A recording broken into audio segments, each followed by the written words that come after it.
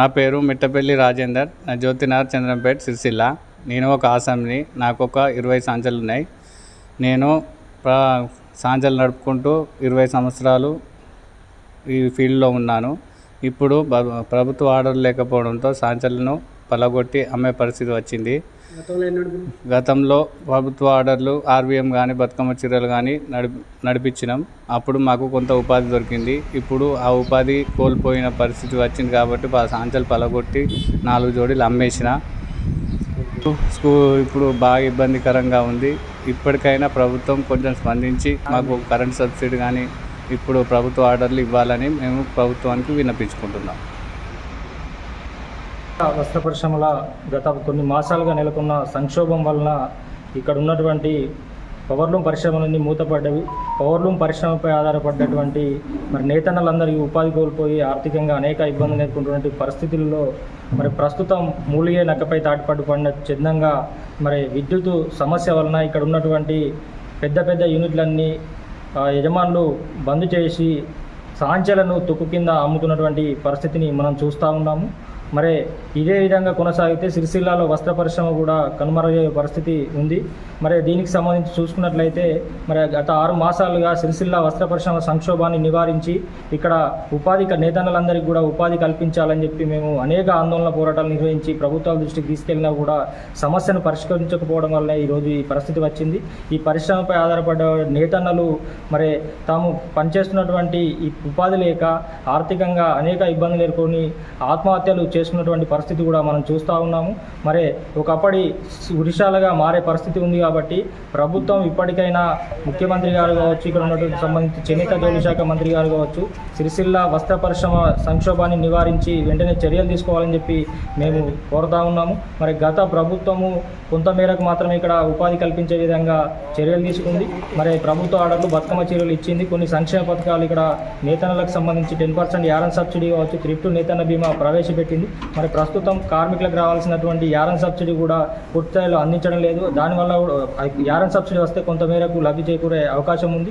వస్త్ర పరిశ్రమ కనుమరుగు కాకముందే ఈ నేతన్నలందరికీ కూడా మళ్ళీ ఆకలి చావులు ఆత్మహత్యలు పునరావృతం కాకముందే వస్త్ర పరిశ్రమను ఆదుకొని సంక్షోభాన్ని నివారించి సత్వరమైనటువంటి ప్రభుత్వ ఆర్డర్లు ఇచ్చి కావచ్చు, విద్యుత్ సమస్యను పరిష్కరించి నేతన్నలకు వెంటనే ఉపాధి కల్పించాలని చెప్పి నేతన్నలు ఆదుకోవాలని చెప్పి మేము డిమాండ్ చేస్తూ ఉన్నాం. అందరికీ నమస్కారం. ఈరోజు సిరిసిల్ల వస్త్ర పరిశ్రమ ఇంత సంక్షోభం జరుగుతుంటే, కళ్ళమ్మగడ జరుగుతుంటే ఏమీ చేయలేని స్థితిలో ఉండిపోయినాం.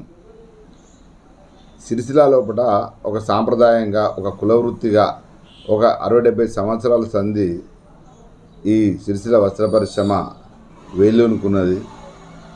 దీంట్లో ఎంతోమంది నేత కళాకారులు సిరిసిల్ల నుంచి వెళ్ళి ఉద్భవించిండ్రు. ఇలా ఆ నేత కళాకారులకు పని లేక రోడ్డు మీద పడి ఆత్మహత్యలు చేసుకుంటున్నారు. అలాగే ఈ వస్త్ర పరిశ్రమకు సబ్సిడీ 50% సబ్సిడీ ఎత్తేసిన తర్వాత ఇవాళ కార్ఖానాలు కూడా పూర్తి స్థాయిలో మూతబడి అమ్ముకునే స్థితిలో నెట్టివేయబడ్డది. ఇవన్నిటి కారణాలు ఏమిటి, ఎలా జరిగింది అనే దాని మీద ఒక ఆత్మావలోకనం చేసుకుంటే ఇవాళ గత ప్రభుత్వం ఈ పరిశ్రమపై సమగ్రంగా ఒక మీటింగ్ పెట్టి చర్చ చేసి ఇప్పుడు తక్షణ ఉపాధి నిమిత్తం కార్మికుని కొరకు ప్రభుత్వ ఆర్డర్లు తీసుకొచ్చి ఒక 5-6 నెలల నుంచి వెళ్ళి 7 నెలల దాకా పనిచ్చేటట్టు ఒక ప్రణాళిక రూపొందించింది. కార్మికుడికి ఆసామికి వాళ్ళను ఇంకా కళా నైపుణ్యం చేయాలని ఉద్దేశంతో పింజర్ల సబ్సిడీ కూడా ఆసాములకు ఇచ్చింది. అలాగే ఆ విద్యుత్ రాయితీని కూడా కంటిన్యూషన్గా కొనసాగింది. కార్మికులకు వేతన సవరణ కోసం ప్రభుత్వ ఆర్డర్ల తర్వాత ఎలా బతుకుతారని ఆలోచన చేసి వాళ్ళు పనిచేసిన దానికి మీద ₹1.44 బోనస్ ఇచ్చి, యారన్ సబ్సిడీ పేరు మీద బోనస్ ఇచ్చి కూడా కార్మికులను ఆదుకున్నది. ఇలా కార్మికులు గవర్నమెంట్ ఆర్డర్ల మీద ఆధారపడడానికి ప్రధాన కారణం ప్రభుత్వం చేస్తున్న కొన్ని నిర్ణయాలు. అలా బీఆర్ఎస్ ప్రభుత్వం చేసిన పనులలో అతి ముఖ్యమైనవి నేతన్న బీమా కార్యక్రమం. అలాగే ఒక థ్రిఫ్ట్ పథకం. అంటే థ్రిఫ్ట్ పథకం అంటే మనం పనిచేసిన రోజులు కూలి ఎక్కువ వస్తుంది కాబట్టి 1200 రూపాయలు సుమారు జమ చేస్తే మళ్ళీ ప్రభుత్వం 1200 రూపాయలు కలిపి 2400 రూపాయలు ఆ కార్మికులకు చెల్లించే విధంగా ఒక థ్రిఫ్ట్ ఫండ్ కార్యక్రమాన్ని కూడా తీసుకోవడం జరిగింది. అలాగే నేతన్న బీమా, చేనేత చేయూత, ఇలా రకరకాల కార్యక్రమాలు తీసుకొని ఇలా ఈ వస్త్ర పరిశ్రమ ఆదుకోవడానికి చర్యలు తీసుకోవడం జరిగింది. ఇవాళ